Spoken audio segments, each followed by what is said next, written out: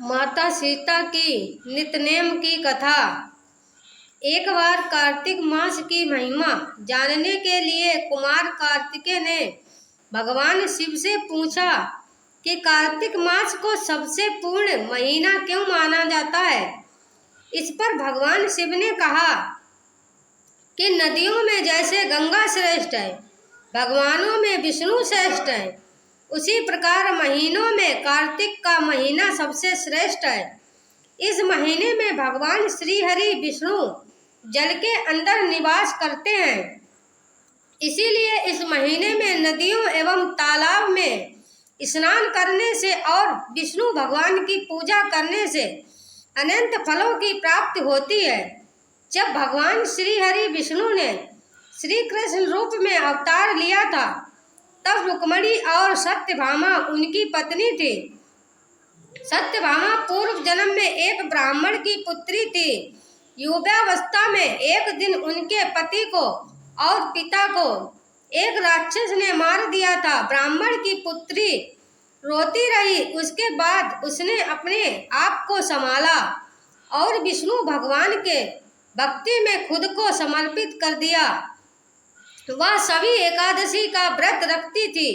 कार्तिक मास में नियम से सूर्योदय से पूर्व स्नान करके भगवान विष्णु और तुलसी जी की पूजा किया करती थी।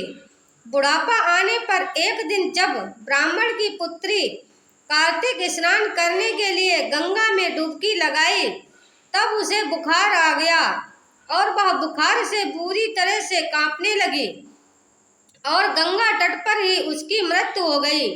उसी समय विष्णु लोक से एक विमान आया। ब्राह्मण की पुत्री की दिव्य आत्मा को बिठाकर विष्णु लोक को पहुंच गए। जब जब भगवान विष्णु ने श्री कृष्ण के रूप में अवतार लिया, तब ब्राह्मण की पुत्री ने भी सत्यभामा के रूप में जन्म लिया। कार्तिक मास में दीपदान करने के कारण सत्यभामा को सुख और संपत्ति प्राप्त हुई। नियमित तुलसी में जल अर्पित करने के कारण सुंदर वाटिका का सुख मिला। शास्त्रों के अनुसार कार्तिक मास में किए गए दान पुण्य का फल अगले जन्म में अवश्य मिलते हैं। तो अब हम सुनेंगे माता सीता की कहानी, जो कार्तिक महीने में कार्तिक स्नान करके अवश्य सुननी चाहिए। एक महीने तक लगातार नियम से इसे कहानी को नहीं सुन सकते तो 21 दिन अवश्य सुननी चाहिए। चलिए अब कहानी को शुरू करते हैं। यह कहानी सीता माता कहती थी और श्री राम इसे सुना करते थे।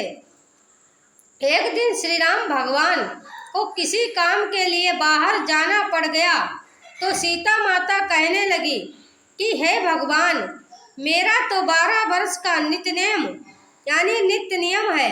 अब आप बाहर जाएंगे तो मैं अपनी कहानी किसे सुनाऊंगी।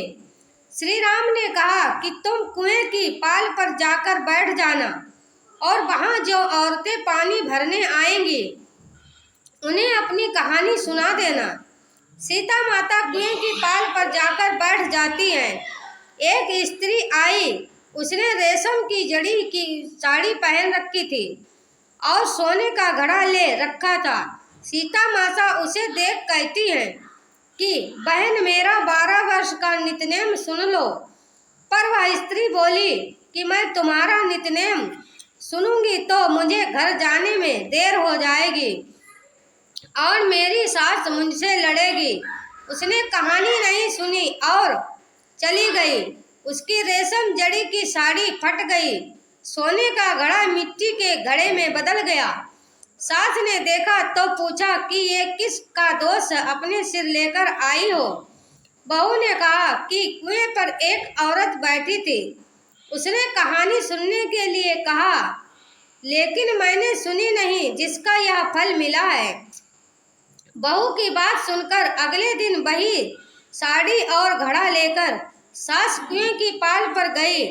सास को वही माता सीता बैठी मिली तो माता सीता ने कहा कि बहन, मेरी कहानी सुन लीजिए। तब सास बोली कि एक बार छोड़, मैं तो 4 बार कहानी सुन लूंगी। तब सीता माता ने कहानी सुनाना आरंभ किया।